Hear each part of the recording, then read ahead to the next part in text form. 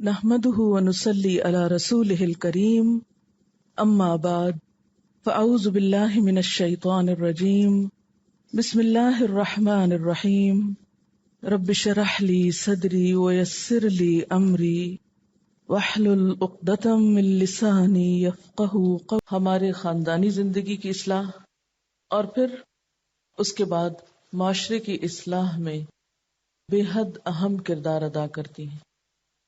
قرآن پاک میں یہ پہلا موقع ہے جہاں ایمان والوں کو براہ راست آگ سے بچنے کے لیے کہا جا رہا ہے. یا ایھا الذین آمنو، اے لوگو جو ایمان لا چکے ہو، مومن ہو، اپنے آپ کو ایمان والا کہتے ہو. اور ایمان والا امن میں آ جاتا ہے نا. ہم سب ایمان لا کر مطمئن ہو جاتے ہیں، امن میں آ جاتے ہیں کہ ہاں ٹھیک ہے، اب تو ہماری نجات ہو جائے گی. لیکن اہل ایمان سے کہا جا رہا ہے کہ تم چین سے مت بیٹھو، فکر کرو. کس بات کی؟ قوا انفسکم واہلیکم نارا، بچاؤ اپنے آپ کو اور اپنے گھر والوں کو آگ سے. صرف خود کو نہیں، گھر والوں کو بھی آگ سے بچاؤ. ایمان اور آگ دو متضاد چیزیں لگتی ہیں، لیکن یہ ایک حقیقت ہے کہ ایمان لانے کے بعد بھی تم ایسے کام کر سکتے ہو جو تمہیں آگ میں لے جانے کا سبب بنے. وہ کون سے کام ہیں جو انسان کو آگ میں لے جانے کا سبب بنتے ہیں؟ یعنی ایک شخص خواہ لا الہ الا اللہ پڑھ لے، پھر بھی اگر وہ کچھ خاص کام ایسے کرے جن کو نہیں کرنا چاہیے تو وہ آگ میں جا سکتا ہے.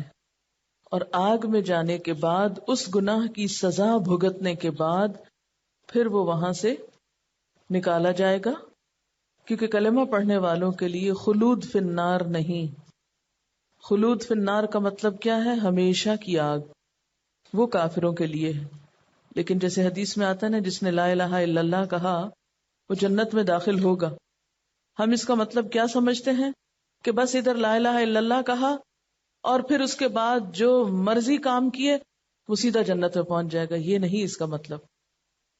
اس کا مطلب یہ ہے کہ جو لا الہ الا اللہ نہیں پڑھے گا وہ تو جنت میں کبھی بھی نہیں جا سکے گا، لیکن جو لا الہ الا اللہ پڑھے گا وہ جنت میں جائے گا.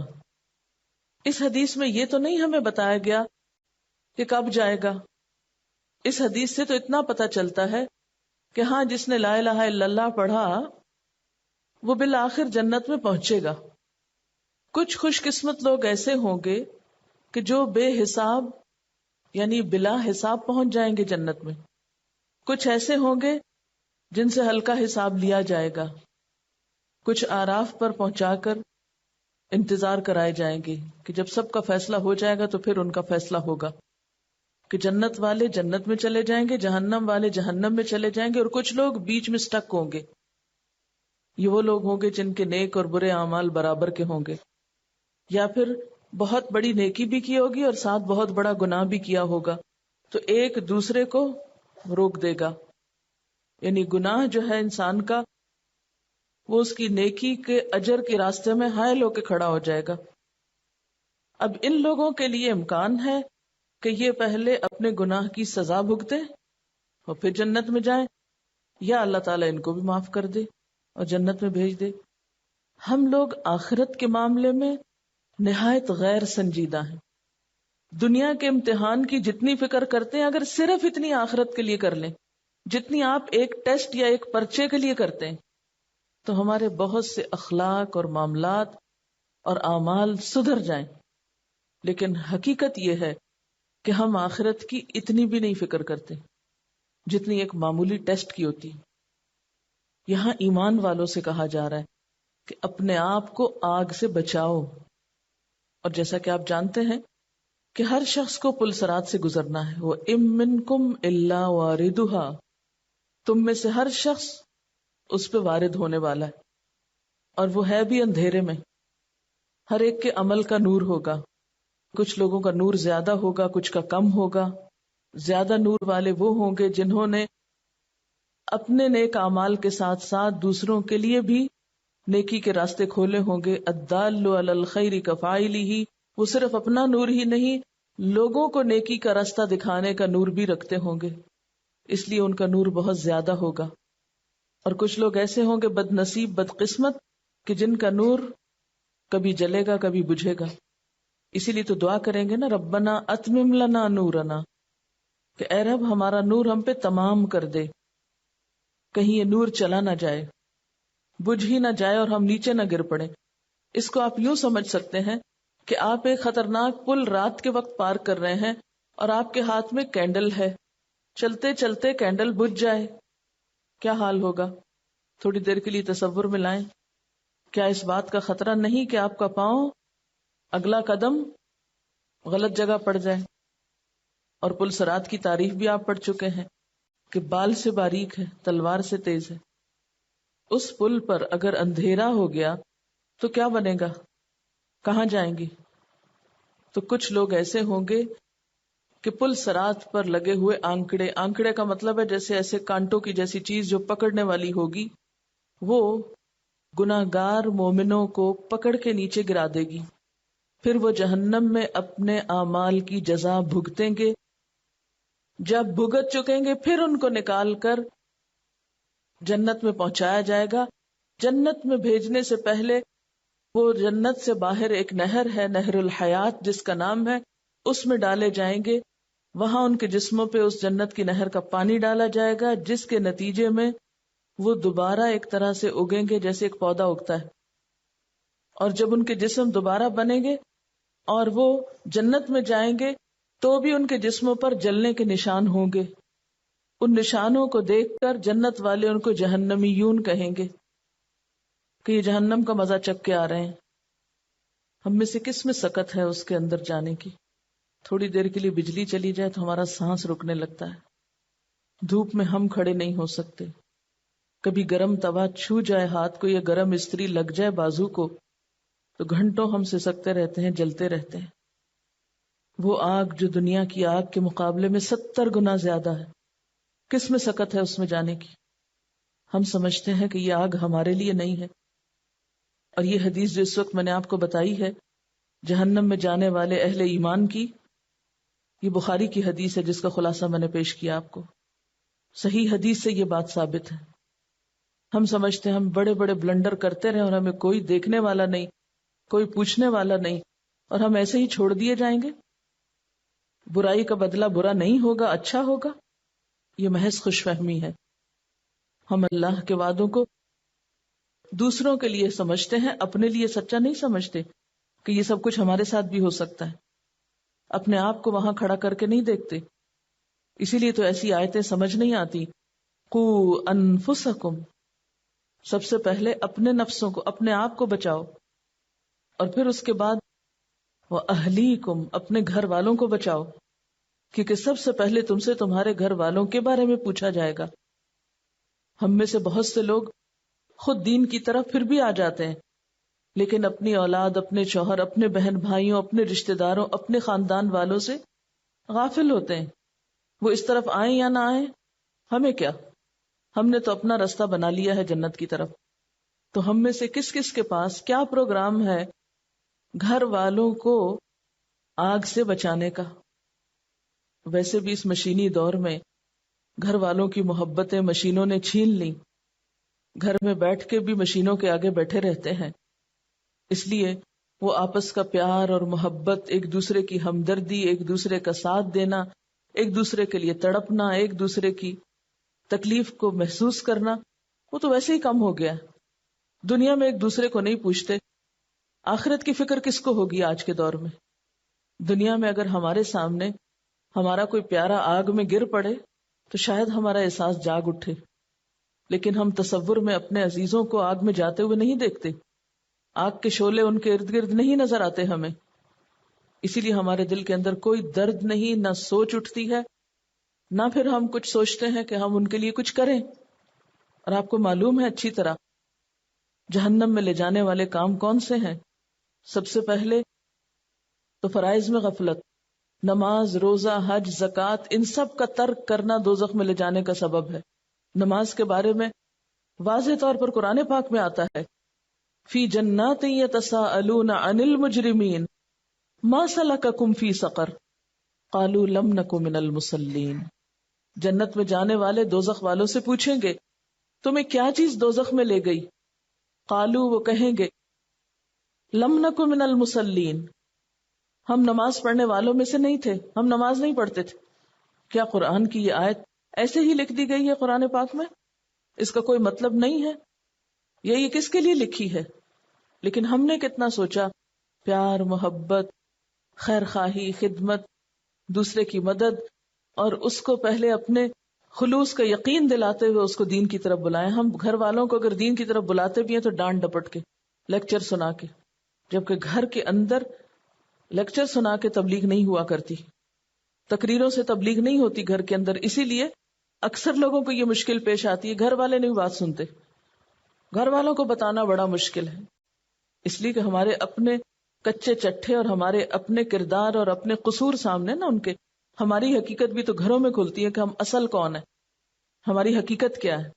باہر تو لبادے اوڑے ہوئے ہیں ہم نے، لیکن گھر والوں کے سامنے تو کوئی لبادہ نہیں اوڑھ سکتا. وہاں تو جب تک ہمارا اپنا عمل درست نہیں ہوگا، ہماری اپنی مثال سامنے نہیں ہوگی، ایک لفظ کی تبلیغ اثر نہیں کرے گی. جب تک ہمارے قول اور فعل کا تضاد نہیں ختم ہوگا، ایک جملہ نہیں کسی کے دل پہ لگے گا. اسی لیے اللہ تعالیٰ نے یہ ذمہ داری ہمیں پہ ڈالی. نبی صلی اللہ علیہ وسلم کو جب تبلیغ کا حکم ہوا تو کیا فرمایا تھا؟ وَأَنذِرْ عَشِيرَتَكَ الْأَقْرَبِينَ. ابتدائی دور میں آپ صلی اللہ علیہ وسلم کو جب دین کا پیغام پہنچانے کے لیے حکم ہوا تو سب سے پہلے خاندان والوں کے لیے ہوا. وَأَنذِرْ عَشِيرَتَكَ الْأَقْرَبِينَ. اپنے قریب ترین خاندان والوں کو خبردار کرو. اور اسی موقع پر آپ نے سارے خاندان والوں کو دعوت پر بلایا اور ان سب کے سامنے حق کا پیغام رکھا. ایک ایک کا نام لیا، اپنی بیٹی کا نام لیا، اپنی پھپھی کا نام لیا. یعنی مراد یہ ہے کہ مردوں کے علاوہ عورتوں کا نام لے کر بھی ان کو بھی تبلیغ کی کہ اے محمد کی بیٹی فاطمہ اور اے پھپھی صفیہ، تم اپنے لیے خود کچھ کر لو، میرا نبی ہونا تمہارے کام نہ آئے گا. تو جب تک ہم اپنے گھر والوں کے لیے خیر خواہ نہیں بنتے، جب تک گھر والوں کی اصلاح نہیں کرتے، جب تک گھر والوں کے لیے ہم کامیاب نہیں، ہم باہر بھی ناکام ہیں. اور گھر میں اخلاق کا، اعلیٰ کردار کا، صبر کا، قربانی کا ثبوت دینا ہوگا جب تبلیغ ہوگی. اور یہاں پھر ہماری اصلاح ہوگی سب سے پہلے. یہ تو نہیں ہو سکتا نا کہ ہم خود نمازوں میں سستی کریں اور گھر والوں کو کہا کریں آپ وقت پہ نماز پڑھا کرو. وہ کیسے سنیں گے؟ تو گھر والوں کے لیے جو تبلیغ کی ذمہ داری عائد کی گئی ہے وہ دراصل ہمارے اپنے نفس کی اصلاح کا مؤثر ترین ذریعہ ہے. ہماری اصلاح اس وقت ہوگی جب ہم گھر والوں کی اصلاح کرنے لگیں گے، کیونکہ وہ قریب ترین ہو کر ہمیں ہماری ظاہری نہیں اندر تک کی غلطیاں بتائیں گے. اور جب ہم گھروں کو چھوڑ کے نکل جاتے ہیں اور گھر والوں سے بے نیاز ہو جاتے ہیں اور باہر بڑے ظاہری طور پہ اچھے بنے پھرتے ہیں تو پھر ہمیں تبلیغ آسان لگتی. ٹھیک ہے، کسی کو کیا خبر ہم کیا کرتے ہیں، کون سے فرائض ادا کرتے ہیں اور کون سے نہیں، سچ بولتے ہیں یا جھوٹ بولتے ہیں، جو اخلاق کے درس باہر دیتے ہیں وہ گھر میں بھی عمل کرتے ہیں یا نہیں. تو جب ہم گھر والوں میں تبلیغ کرنے میں کامیاب ہوں گے، جس کے لیے بڑی قربانی چاہیے، اپنے نفس کی قربانی چاہیے، تو باہر بھی کرنا آسان ہو جائے گا. قُوا أَنفُسَكُمْ وَأَهْلِيكُمْ نَارًا. تو سب سے پہلے فرائض میں غفلت، نماز، روزہ، حج، زکوٰۃ جو فرض کا درجہ رکھتا ہے، اس میں اگر گھر والے کوتاہی کر رہے ہیں یا ہم خود کر رہے ہیں تو باقی سب چیزیں سیکنڈری ہو جاتی ہیں، ثانوی ہیں. اس کے بعد آگ میں لے جانے والے کام کون سے ہیں؟ حرام چیزوں کا ارتکاب، ان گناہوں کا ارتکاب جن پہ حد لگتی. کن گناہوں پہ حد لگتی؟ قتل، چوری، زنا، شراب نوشی، دوسروں پر الزام تراشی. آپ صلی اللہ علیہ وسلم نے خواتین سے جو بیعت لی تھی اس میں یہ سب چیزیں شامل تھیں. ولا یسرقن ولا یزنین ولا یقتلن. آپ نے اپنی بیعت میں یہ سارے الفاظ کیوں دہرائے تھے؟ اللہ تعالیٰ نے سکھائے، قرآن میں نازل فرمائے. ایک عورت خواہ نماز پڑھتی ہو، روزہ رکھتی ہو، سب کچھ کرتی ہو، لیکن اگر اپنے ہی بچوں کو پریگننسی میں قتل کرا دیتی ہے، جو کہ ایک عام سا کھیل ہے، یہ کاڑھا پی لو، وہ دوا کھا لو، وہ فلاں طریقہ کر لو، وہ فلاں کر لو. گھروں میں ہی دیسی علاجوں سے اکثریت کو میں نے دیکھا ہے حمل ضائع کراتے ہوئے، اور احساس بھی نہیں غلط کر رہے ہیں. پھر اس کے بعد چوری. آپ کا کیا خیال ہے کہ چور کی چوری قیامت کے دن اس کے سر پہ نہیں بلبلائے گی؟ خواہ وہ اپنے ہی شوہر کی ہو یا باپ کی ہو یا اپنے ہی ساتھ والوں کی ہو. اللہ سے کیا کچھ بھی چھپا رہ جائے گا؟ مثقال ذرۃ ان جیسی چیز سامنے نہیں آئے گی؟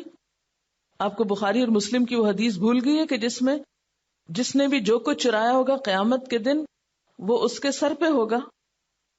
اگر کوئی بکری چرائی تو وہ ممیا رہی ہوگی، کوئی کپڑا ہوگا تو وہ پھڑپھڑا رہا ہوگا، کوئی بھی چیز کسی بھی قسم کی وہ بول بول کے چور کو خود پورے حشر کے میدان میں بدنام کر رہی ہوگی. پہلے یہ ہوتا تھا کہ گھر محفوظ ہوتے تھے، اب تو ایسے واقعات سننے میں آتے ہیں کہ گھر میں لوگ مہمان آتے ہیں اور مہمان بن کے چور بن جاتے ہیں، اور یہ مسلمان گھرانوں میں ہو رہا ہے.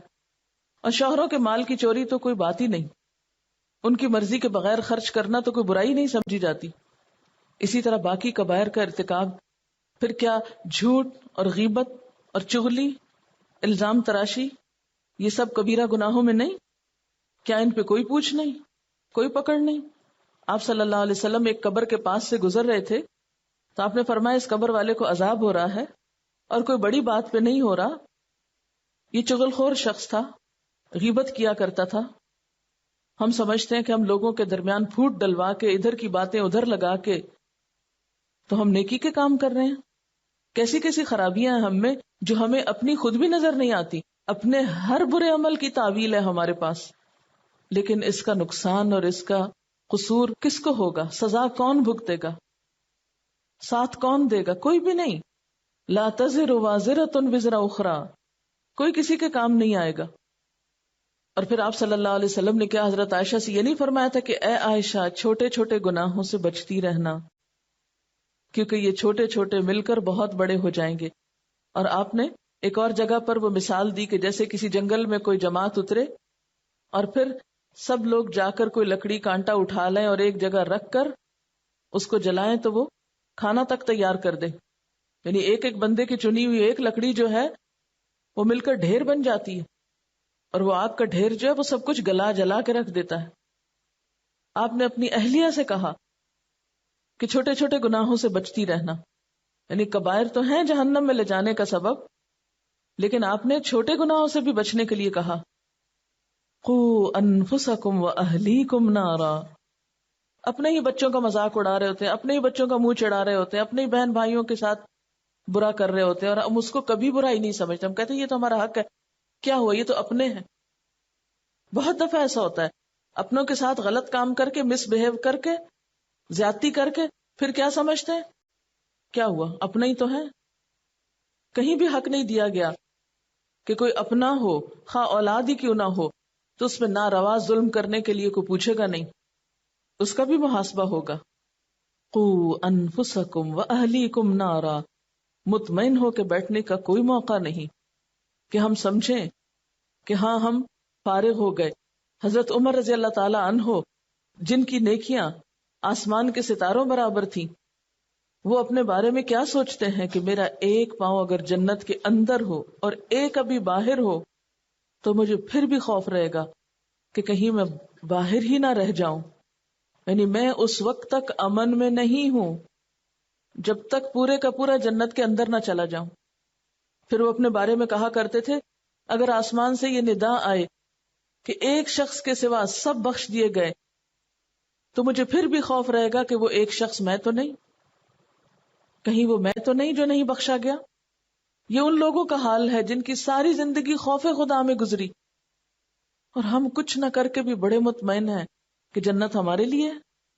ہم نے اپنے نفسوں کو، اپنے گھر والوں کو ایسی ایسی ڈھیل دے رکھی ہے، ہر غلط کام کی ایسی ایسی تعویل کر رکھی ہے کہ رو کے کبھی استغفار کرنا بھی نصیب نہیں ہوتا. دنیا کی چھوٹی چھوٹی چیزوں کے جانے پہ آنسو آ جائیں گے، خود اپنی زندگی کے جانے پہ اور اپنے لیے آگے کی سزا کے لیے کبھی آنسو نہیں آئیں گے کہ جو اپنے ہی گناہوں سے بھڑکا رکھی ہے. کیا وجہ تھی کہ صحابہ کرام آخرت کے خوف سے اتنا روتے تھے کہ آنسوں کی کثرت سے ان کے چہروں پہ نشان پڑ گئے تھے. ہم میں سے کتنے لوگوں کے آنسو خدا کے خوف میں بہتے ہیں؟ اس لیے کہ ہمیں فکر ہی نہیں ہے.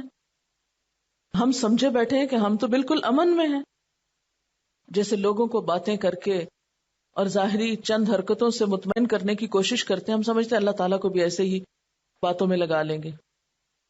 وہ تو ظاہر و باطن ہر چیز کو جانتا ہے، اس کو کوئی دھوکہ نہیں دے سکتا، اس کے سامنے کوئی پریٹینڈ نہیں کر سکتا. جو نہ کیا ہو وہ اس کو یہ کہہ کے نہیں بتا سکتے کہ یہ میں نے کیا ہے. جو کیا ہوگا وہی سامنے آئے گا، اس کے سوا کچھ اور نہیں. اور پھر آپ دیکھیے کہ آگ کی جو ڈسکرپشن دی گئی ہے، وقودها الناس والحجارہ، اس میں انسان اور پتھر جلیں گے. جلتے ہوئے پتھر کے پاس سے بھی انسان گزرے. کبھی آپ نے اگر سونا بات لیا ہو تو آپ کو معلوم ہوگا کہ اس میں جس وقت وہ پتھر جل رہے ہوتے ہیں یا پتھر سیکے جا رہے ہوتے ہیں اور اس میں آپ صرف پانی ڈالتے تو اتنی بھاپ اٹھتی کہ آپ کا پورا جسم پسینہ پسینہ ہو جاتا. حالانکہ وہ اس میں آگ نہیں ہوتی، کچھ بھی نہیں، صرف گرم پتھر ہوتے ہیں اور اس کے پانی کی بھاپ سے آپ پگھل جاتے ہیں. تو جہنم میں تو وہ پتھر انگارے بن جائیں گے اور دوسری طرف انسانوں کے جسموں سے شعلے نکلیں گے. کیا عالم ہوگا اس آگ کی اذیت کا، اس کی شدت کا. اس آگ سے بچنے کے لیے کہہ رہے ہیں اللہ تعالیٰ وقودها الناس والحجارہ. اور پھر سب سے بڑی بات یہ کہ علیہا ملائکۃ غلاظ شداد، سنگ دل قسم کے، سخت زوراور قسم کے فرشتے اس پہ مسلط ہوں گے، اس لیے کہ لوگ وہاں سے نکل کے بھاگنا چاہیں گے. ایک چھوٹی سی چھپکلی ہمیں نظر آئے تو ہم کیسے چیخیں مار کے بھاگنے لگتے ہیں. کہیں آگ لگ جائے تو ہم میں سے کوئی وہاں بیٹھا نہ رہ جائے. تو جہنم میں کون بیٹھنا چاہے، کون رہنا چاہے گا؟ سب بھاگنے کی فکر کریں گے کہ نکلے یہاں سے. کلما ارادوا ان یخرجوا منها من غم اعیدوا فیہا، جب بھی غم کی شدت کی وجہ سے اس سے نکلنے کی تمنا کریں گے، نکلنے کی کوشش کریں گے، اسی میں دھکیل دیے جائیں گے، واپس پلٹا دیے جائیں گے.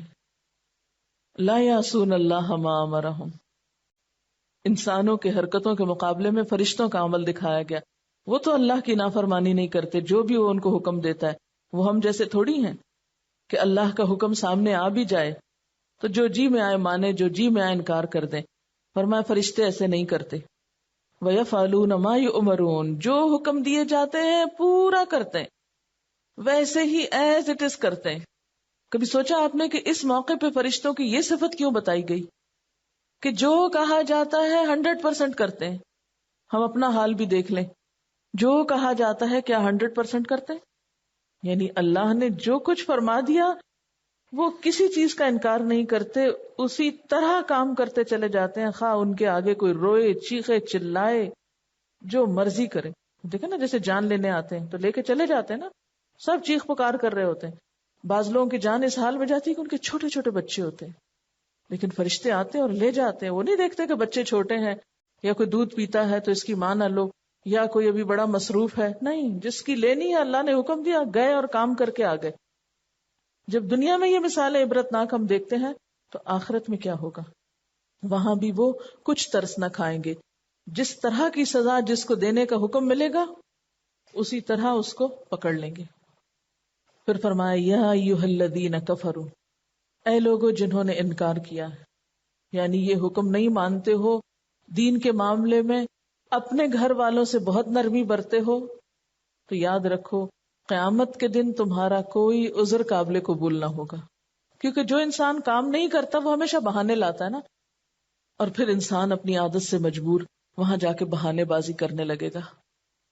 صاف کہہ دیا جائے گا لا تعتذروا اليوم، کوئی معذرتیں نہیں چاہیے، کوئی ایکسکیوزز نہیں چاہیے، کوئی بہانے نہیں چاہیے. آج ہم کسی بھی گناہ کے کرتے وقت سب سے پہلے کیا کرتے ہیں؟ بہانہ کرتے ہیں. یہ گناہ کر رہے ہیں، اپنے آپ کو مطمئن کرتے ہیں، اس لیے کر رہے ہیں کہ ہمارے ساتھ ایسا ہوا ہے. ہر غلط کام کے پیچھے ہم نے ایک عذر کیا ہوا ہے. کبھی سوچیں کہ یہ عذر اللہ کو مطمئن کر دیں گے؟ وہاں تو صاف کہہ دیا جائے گا نہیں مانے تھے لا تعتذروا اليوم، آج بہانے مت کرو، عذر مت کرو. انما تجزون ما کنتم تعملون، تم کو تو وہی بدلہ دیا جا رہا ہے جو تم عمل کرتے رہے ہو، تمہیں وہی مل رہا ہے جو کر کے لائے ہو. کیا ہے ہمارے پاس؟ اچھا عمل ہے تو اچھا بدلہ، غلط کام کیے ہیں تو وہی غلط کام سامنے آئیں گے. جیسے ابھی میں نے بتایا کہ چور کی چوری اس کے سر پہ چڑھ کے بول رہی ہوگی، جو کیا ہوگا وہ رسوائی کا سبب بنے گا. جب تک کہ اس حرکت سے انسان توبہ نہ کر لے، ندامت نہ کرے، شرمندہ نہ ہو اور پھر اپنے عمل کو بدل نہ لے. اور انسانوں کا حق مارا ہے تو جب تک انسان کا حق لوٹائے نہیں، قیامت کے دن اتنی ہی نیکیاں اپنے اعمال نامے کی دینی پڑیں گی. یعنی سزا الگ ملے گی اور نیکیاں الگ نکال دی جائیں گی، مائنس کر دیے جائیں گے پوائنٹس. انما تجزون ما کنتم تعملون، تمہارا یہ بدلہ، تمہاری یہ جزا وہی ہے جو تمہارے اعمال تھے، کچھ اور نہیں. نہ کسی اور کے عمل ہمارے کام آئیں گے، نہ ہماری نیکیاں کسی اور کو دی جائیں گی، اور نہ ہماری سزا کوئی اور بھگتے گا. جو کیا ہوگا وہی پاؤ گے، وہی سامنے آئے گا. اس کا حل اور علاج یہی ہے، یا ایھا الذین آمنوا توبوا الی اللہ، توبہ کر لو اللہ سے. اور توبہ بھی صرف جھوٹوں والی توبہ نہیں کہ زبان سے توبہ توبہ کرو اور عمل میں کوئی تبدیلی نہ آئے. نہیں، توبۃ نصوحا، خالص توبہ، سچی توبہ جس میں حقیقی طور پر عمل بدل آئے. نصوحا کا لفظ نصحن سے ہے، خالص، سچی، یعنی ایسی سچی توبہ جس کے بعد گناہ کا کوئی ارادہ نہ ہو. پکا وعدہ کر لے انسان میں آئندہ نہیں یہ کروں گا. ایسی توبہ کی کچھ شرائط. نمبر 1، جس گناہ سے توبہ کر رہا ہے اسے چھوڑ دے. نمبر 2، اس پر ندامت کا اظہار کرے، شرمندہ ہو. نمبر 3، آئندہ نہ کرنے کا وعدہ کرے. نمبر 4، اگر حقوق العباد میں حق تلفی کی ہے تو وہ حق لوٹائے. کسی کے ساتھ زیادتی کی ہے تو معافی مانگ لے. گویا محض زبان سے توبہ توبہ کہنا کوئی معنی نہیں رکھتا جب تک انسان توبہ کی شرائط پوری نہ کرے. اور فور موسٹ چیز کیا ہے؟ شرمندگی، ندامت. آپ صلی اللہ علیہ وسلم نے فرمایا الندم توبہ، شرمندگی ہی توبہ ہے. یعنی جو شرمندہ ہو جائے اپنے ماضی کے کسی فعل پر، گویا اس نے توبہ کر لی. ایک اور جگہ پر آتا ہے کہ ایک صحابی نے کہا کہ سچی توبہ یہ ہے کہ آدمی رجوع کرے اور پھر اس فعل کو نہ دہرائے. تو نتیجہ کیا ہوگا؟ عسیٰ ربکم ان یکفر عنکم سیئاتکم، بعید نہیں، امید ہے کہ اللہ تمہاری برائیاں تم سے دور کر دے گا. عسیٰ یعنی جب تم توبہ کرو گے تو پھر تمہیں امید دلائی جاتی ہے کہ وہ توبہ قبول کر لے گا. اچھا، یہ عسیٰ کا لفظ کیوں ہے؟ یقینی بات کیوں نہیں؟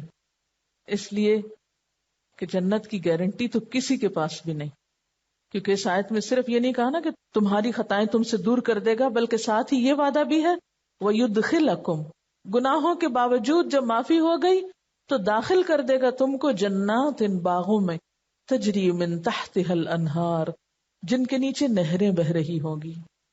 تو جنت میں داخلہ، تو آپ صلی اللہ علیہ وسلم نے اس کے بارے میں کیا فرمایا تھا کہ کسی کا عمل اس کو جنت میں نہیں پہنچا سکتا. صحابہ نے عرض کیا کیا آپ کا عمل بھی؟ آپ نے فرمایا ہاں، مجھے بھی جب تک اللہ تعالیٰ اپنے فضل و رحمت سے ڈھانپ نہ لے اس وقت تک میں بھی جنت میں نہیں جا سکتا. تو اس لیے یہاں پر عسیٰ کا لفظ آیا. امید ہے کہ توبہ کرو، پھر امید ہے کہ اللہ تمہارے گناہ معاف کر دے گا اور تمہیں جنت کے باغوں میں داخل کر دے گا. تجری من تحتها الانہار، جن کے نیچے نہریں بہتی ہیں.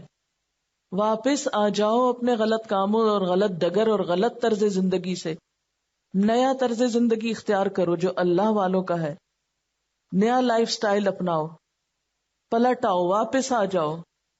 عسیٰ، پھر امید ہے، واپس آؤ گے تو امید ہے. اور صرف امید کی بات کی گئی، گارنٹی کوئی نہیں دی گئی پھر بھی، کیونکہ یہ تو اللہ کی اپنی مرضی پر ہے نا. وہ مالک ہے، وہ بادشاہ ہے، جسے چاہے معاف کرے، جسے چاہے سزا دے. یغفر لمن یشاء ویعذب من یشاء، جسے چاہے گا وہ اس کو معاف کرے گا اور جس کو وہ چاہے گا اس کو سزا دے گا. میرے اور آپ کے پاس کیا گارنٹی ہے کہ وہ ہمیں ضرور معاف کر دے گا؟ یہ تو اس کو پتا ہے کہ کس کو معاف کرنا چاہیے اور کس کو نہیں کرنا چاہیے، کون معافی کے لائق ہے، کون معافی کا مستحق ہے اور کون نہیں ہے. اگر اللہ کے رسول صلی اللہ علیہ وسلم یہ کہہ سکتے ہیں کہ الا ان یتغمدنی اللہ برحمہ، کہ ہاں میں بھی جنت میں اس وقت جاؤں گا جب اللہ مجھے اپنی رحمت سے ڈھانپ لے. پلٹ آنے پر بھی اس نے امید ہے کہ بات کی ہے، اور ایمان ہے یہ امید اور خوف کے درمیان. خالی امید پر تو ایمان نہیں ہوتا، اور صرف خوف پر بھی نہیں ہوتا، دونوں کے بیچ میں ہوتا ہے، تبھی انسان سیدھا رہتا ہے.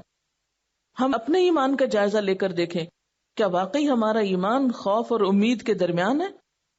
کیا صرف امید تو نہیں رکھی ہوئی، یا کہیں صرف خوف کا شکار ہو کر مایوس تو نہیں ہے؟ کیونکہ جب تک معتدل رویہ اختیار نہیں کریں گے اس وقت تک ایمان مکمل نہیں ہوگا. عسیٰ ربکم، یعنی ہم کتنے ٹھنڈے دل سے کتنے آرام سے غلط کام کر لیتے ہیں، یہ سوچ کے اچھا بعد میں معافی مانگ لیں گے، ابھی تو غلط کریں پھر معافی مانگ لیں گے، یا توبہ کر لیں گے، پھر حج کر لیں گے، عمرہ کر لیں گے، روزے رکھ لیں گے، پھر ہو جائے گا معافی. کس کو پتا، کون جانتا ہے کہ گھر سے نکلو اور واپس نہ پلٹو؟ کل کس نے دیکھا ہے؟ کس کے پاس گارنٹی ہے؟ کوئی ایک کہے کہ ہاں مجھے یقین ہے میں زندہ رہوں گا اور میں ساری معافی مانگ لوں گا آج کے غلط کاموں کی، آج تو غلط کام کرنا میری مجبوری ہے. کوئی مجبوری نہیں ہے، ہر ایک کا امتحان ہے. یوم لا یخزی اللہ النبی والذین آمنوا معہ، اس دن اللہ نبی صلی اللہ علیہ وسلم کو اور آپ کے ساتھ ایمان لانے والوں کو، آپ کے ساتھ کا مطلب کیا ہے کہ جنہوں نے آپ کی پیروی کی، جو آپ کے نقش قدم پر چلے، ان کو رسوائی سے بچائے گا. لیکن جنہوں نے دعویٰ تو آپ کی امت میں سے ہونے کا کیا لیکن کام وہ نہ کیے جو آپ نے بتائے ہیں، تو ان کا کیا حال ہوگا؟ اور ان کا بھی حال آپ دیکھیے کہ جو آپ کے ساتھ ہوں گے اہل ایمان، نورہم یسعی بین ایدیہم و بایمانہم، ان کا نور ان کے آگے آگے اور ان کی دائیں جانب دوڑ رہا ہوگا. آپ کو معلوم ہے کہ محشر کا میدان، یعنی میدان محشر سے جنت کا راستہ بہت اندھیرا ہے، اسی راستے میں پل صراط بھی آتا ہے. اہل ایمان اپنے اس نور کی وجہ سے پل پار کر رہے ہوں گے، منافق بھی ساتھ چل پڑیں گے، لیکن ان کا اپنا نور تو ہوگا نہیں، یا تھوڑا بہت ہوگا جو جلدی بجھ جائے گا. انہیں جب دیکھیں گے اہل ایمان تو پریشان ہوں گے کہ کہیں ہمارا نور بھی نہ چلا جائے. اس وقت پھر یہ دعا کریں گے، یقولون ربنا اتمم لنا نورنا، اے ہمارے رب ہمارا نور ہم پہ تمام کر دے، مکمل کر دے. واغفر لنا، اور ہم کو بخش دے. انک علی کل شیء قدیر، بے شک آپ ہر چیز پر قدرت رکھنے والے ہیں. اللہ قیامت کے دن کی رسوائی سے اہل ایمان کو بچا لے گا، ان کو ان کا نور دے دے گا.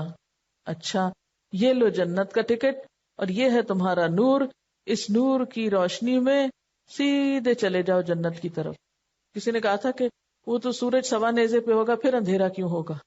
تو بات یہ ہے کہ اس وقت کی بات یہاں نہیں ہو رہی، یہ ہو رہی ہے بات حساب کتاب کے بعد کی، جب لوگ جنت میں جا رہے ہوں گے، جب جنت میں داخلے کا فیصلہ ہو چکا ہوگا.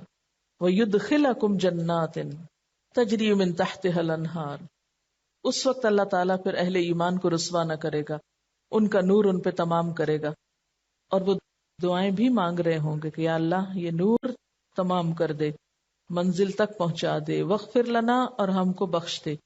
انک علی کل شیء قدیر، بے شک آپ ہر چیز پر قدرت رکھنے والے ہیں. جن کا نور بھی ان کے آگے اور پیچھے ہوگا وہ اس وقت بھی خوف کا شکار ہوں گے. ربنا اتمم لنا نورنا واغفر لنا، وہاں تک احساس زیاں ساتھ ہے. اللہ تعالیٰ رسوائی سے بچا بھی لے گا، جنت کا پروانہ بھی مل جائے گا.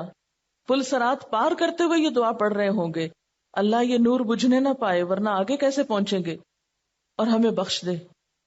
اسی لیے کبھی آپ کے ذہن میں ہو سکتا آیا ہو کہ جن لوگوں کو کہتے ہیں کہ یہ عشرہ مبشرہ ہیں، جن کو دنیا میں جنت کی بشارت مل گئی، ان کو کیوں فکر ہوتی تھی؟ وہ کیوں خوف کھاتے تھے؟ حضرت ابو بکر ہیں، حضرت عمر ہیں، حضرت علی ہیں، یہ جن لوگوں کو جنت کی بشارت دنیا میں مل گئی تھی وہ بھی ڈرتے رہتے تھے. ہاں ڈرتے تھے. یہاں جن لوگوں کو جنت کی بشارت مل گئی، جو رسوائی سے بچا لیے گئے، وہ اپنے رستے پہ گامزن ہیں، وہ ڈر رہے ہیں. اتمم لنا نورنا واغفر لنا، یہ دو الفاظ کس کے منہ سے نکلتے ہیں؟ جس کے اندر اب بھی فکر باقی. تو جب تک وہ جنت کے اندر پہنچ نہیں جائیں گے وہ بے فکر نہیں ہوں گے. اور ہمارا حال یہ ہے کہ دنیا میں ہی بے فکر ہے، ابھی کچھ خبر ہی نہیں آگے کی اور بے فکر ہے. کس کو پتا کس وقت کون سی غلطی ہو جائے. جو ساری نیکیاں کھا جائے. کیوں کہا گیا کہ ایک جملہ انسان بے سوچے سمجھے منہ سے نکالتا ہے، بے سوچے سمجھے، بے مقصد، بلا وجہ، اور وہ اس کو جہنم کی اتھاہ گہرائیوں میں پہنچا دیتا ہے. اور کبھی ہم اپنی عادتوں کا جائزہ لیں، راہ چلتے تبصرے کر رہے ہوتے ہیں. کسی شخص کی جگہ بدل دی گئی تو اس پہ تبصرے کر رہے ہیں، بھئی کیا ہوا تمہیں یہاں سے کیوں اٹھا دیا. کسی کی ڈیوٹی تبدیل ہوئی تو اس پہ باتیں شروع کر دی بلا وجہ. آپ کا کیا کام؟ من حسن اسلام المرء ترکہ ما لا یعنیہ. اسلام کا حسن تو اس کے پاس ہے جو ان ساری باتوں کو چھوڑ دے جس سے ان کا کوئی مطلب نہیں. کتنی باتیں فکر کی، ان کا تو ہمیں خیال نہیں. کتنی باتیں اپنی اور گھر والوں اور معاشرے کی اصلاح کی، اس کی تو ہمارے پاس کوئی پلاننگ نہیں. اور ہر وقت آس پاس دیکھ رہے ہیں کون کیا کر رہا ہے، دوسروں میں دلچسپی ہے. چند دن پہلے میں نے کسی کو سٹال کی ڈیوٹی دی کہ آپ سٹال پر ضرورت ہے وہاں پر آ جایا کریں. تو وہ رونے لگی کہ نہیں میں تو یہ ڈیوٹی نہیں کر سکتی، اس لیے کہ میں پہلے یہ ڈیوٹی کرتی تھی تو مجھ سے کسی نے کہا کہ جس کو کچھ نہیں آتا اسے یہاں کھڑا کر دیا جاتا ہے. کہ بہت سے لوگوں نے مجھے بتایا کہ یہاں تو نکمے لوگ کھڑے ہوتے ہیں. اب ایک شخص جو نیکی کے لیے اتنا بڑا کام کرنے کے قابل ہے، محض لوگوں کی باتوں سے وہ اس نیکی کے پاس نہیں جا رہا کہ مجھے پھر وہی باتیں سننی پڑیں گی. ہم بھول جاتے ہیں کہ مسجد نبوی میں جھاڑو لگانے والی عورت کا جنازہ اس کی قبر میں جانے کے بعد بھی آپ صلی اللہ علیہ وسلم نے پڑھایا تھا. اللہ کے دین کے راستے میں صرف کرسی میز پہ بیٹھ کے تبلیغ کرنا اور درس دینا ہی بڑی بات نہیں. یہ تو انتہائی خطرناک جگہ ہے، انتہائی خطرناک، کہ معلوم نہیں کس وقت نیت پھسل جائے، معلوم نہیں کس وقت منہ سے کوئی غلط بات نکل جائے، معلوم نہیں وہ کہاں کہاں تک پہنچ جائے، معلوم نہیں کتنی پکڑ ہو جائے. یہ تو سب سے زیادہ ڈرنے والی جگہ ہے، سب سے زیادہ خوف کھانے والی جگہ ہے. اور ہم چیزوں کو صرف ظاہری اعتبار سے دیکھتے ہیں. کبھی ہم نے سوچا کہ ہمارے راہ چلتے لوگوں کے کام پہ تبصرے اور کمنٹس ان کی کتنی ہمت توڑ دیتے ہیں یا ان کو نیکی کے راستے سے روک دیتے ہیں. ہمیں تو یاد بھی نہیں ہوگا کہ ایسی باتیں کرنے والوں میں ہم بھی شامل ہوں گے. ہماری روزمرہ کی لا یعنی لغو بے معنی گفتگو، اگر ہم ایک دن کا، ہمیں کرامن کاتبین ہمارا اعمال نامہ دکھا دینا، صرف ایک دن کا جو بک بک ہم سارا دن کرتے رہتے ہیں لا یعنی، تو ہم خود ہی فیصلہ کر سکتے ہیں کہ ہم کہاں جانے کے لائق ہیں. کیونکہ یہ وہ غلطیاں ہیں جن کا ہمیں احساس نہیں ہے. توبہ کب کریں گے ان پہ؟ جس غلطی کا احساس ہی نہ ہو اس پہ توبہ بھی نہیں ہو سکتی. وہ تو زیادہ ہی ڈینجرس ہے، کیونکہ آخرت کے بارے میں سنجیدگی ہے ہی نہیں نا، فکر ہی نہیں ہے کہ حساب دینا ہے اس ساری گفتگو کا. اہل ایمان تو جنت کے راستے پر، کہ جنت کی طرف گامزن ہے، پھر بھی کہتے ہیں اتمم لنا نورنا واغفر لنا، یہ نعمت ہم سے چلی نہ جائے، اللہ تیری بخشش کے امیدوار ہیں. ہم کتنی دفعہ دن میں استغفار کرتے ہیں؟ اللہ کے رسول صلی اللہ علیہ وسلم تو دن میں 70 سے 100 بار استغفار کرتے تھے، جن کے لیے اللہ تعالیٰ نے گارنٹی دے دی تھی کہ اگلے پچھلے قصور معاف کر دیے گئے ہیں، جن سے خود معافی کا وعدہ کر دیا گیا تھا. ہم میں سے کون کتنی دفعہ استغفار کا اہتمام کرتا ہے کہ اس کو فکر ہو؟ اور پھر اس راستے پہ چلنے کے لیے یا ایھا النبی جاہد الکفار والمنافقین، جاہد، جہاد. کیا ہے جہاد؟ بھاگ دوڑ، کام کام کام، کبھی اپنے آپ کو سنوارنے کا کام، کبھی عبادتوں میں تھکنے کا کام، کبھی گھر والوں کو سنوارنے کا کام، کبھی ان ساری قوتوں کے آگے چٹان بن کے کھڑے ہونے کا کام کہ جو دین کے رستے میں حائل ہیں ہمارے، جن میں کفار و منافقین شامل ہیں. منافقین سے کوئی غزوہ نہیں ہوا تو یہاں کس جہاد کی بات ہے پھر؟ کہ جب وہ تمہارے دین پر چلنے کے راستے میں تمہیں مشکل کریں، جب رکاوٹ ڈالیں، تو ان کے آگے ترنے والا نہ بن جاؤ کہ جدھر وہ لگائے ادھر لگ جاؤ. کیونکہ ایک انسان آرام سے چل رہا ہوتا ہے، اتنے میں اپنے سامنے وہ ایسی باتیں دیکھتا ہے، ایسے لوگوں کو دیکھتا ہے، ایسا معاشرے کا دباؤ اور پریشر ہوتا ہے کہ انسان سوچتا ہے یہ بھی تو کلمہ پڑھ رہے ہیں، یہ بھی تو مسلمان ہیں، یہ ایسے کر رہے ہیں، تو مجھے اپنے آپ پر کیوں اتنی پابندیاں لگانے کی ضرورت ہے؟ اور وہاں ہم بھی دین سے پھسل جاتے ہیں. سورۃ المنافقون میں آپ نے کیا پڑھا؟ ہم العدو فاحذرہم، کافروں سے بڑھ کے منافق دشمن ہیں. ایسے لوگ جو زبان سے کہتے ہیں لا الہ الا اللہ لیکن کرتے کراتے کچھ نہیں. ہم سمجھتے ہیں یہ بھی مسلمان ہیں، یہ تو نہیں کرتے، ہم نے اپنی زندگی کی مصیبت میں ڈال رکھی ہے، لہٰذا ہم اچھی مثالوں کو چھوڑ کر ان غلط مثالوں کو اپنے سامنے رکھتے ہیں. تو جو شخص جس کو ہم پہچان لیں کہ اس کے قول و فعل میں تضاد ہے، اس کے کہنے کرنے میں فرق ہے، یہ زبان سے کچھ کہتا ہے، عمل میں کچھ اور کرتا ہے، فرائض کی پابندی نہیں کرتا، منافق والی ساری صفات ہیں اس کے اندر، یہ ہمارے لیے اسوہ حسنہ کہاں سے بن سکتا ہے؟ اس کا طریقہ ہم کیسے اختیار کر سکتے ہیں؟ کیونکہ عموماً اچھی مثالوں کو اختیار کرنے میں تو ہمیں بڑی مشکل ہوتی ہے نا، دقت ہوتی ہے. یعنی کسی ایسے شخص کی زندگی کا مطالعہ کرنا اور اس کو فالو کرنا جس نے اپنے آپ کو نیکی کے کاموں میں تھکا رکھا ہو، وہ ہمارے لیے اتنا دل پسند نہیں ہوتا، نہ ہمارے نفس کو اچھا لگتا ہے. وہ تو دیوانہ ہے، وہ تو ایکسٹریمسٹ ہے، اس کی کیا بات ہے، چھوڑو اس کو. وہ دیکھو فلاں کو، آخر وہ بھی تو مسلمان ہے نا، دین دنیا دونوں رکھی ہوئی ہے، نماز بھی پڑھتا ہے اور یہ فلاں فلاں حرام کام بھی دنیا کے لیے کر لیتا ہے. کیا اپنی مرضی کا اسلام اختیار کرنا منافقت نہیں؟ یفعلون ما یؤمرون ہمارے لیے نہیں؟ دین کے معاملے میں چوائس کہاں سے دے دی گئی ہمیں؟ مسلم تو وہ انسان ہوتا ہے کہ جس کو اللہ کے کسی بھی حکم کی طرف کسی بھی وقت بلایا جائے اور وہ بلا چونو چرا آ جائے. مسلم کے لغوی معنی ہوتے ہیں نا کہ وہ اونٹ جس کی ناک میں نکیل ہو اور اس کو جدھر اس کا مالک لے جائے وہ آرام سے ادھر چل دے پیچھے پیچھے. تو مسلم کا معنی بھی یہی ہے کہ جس نے اپنا آپ اللہ کے حوالے کر رکھا ہے. تو مجھے جدھر لے جا میں جانے کو تیار ہوں. تو مجھے سوتے سے اٹھا تو میں اٹھنے کو تیار ہوں، خواہ کتنی بھی گہری نیند ہے.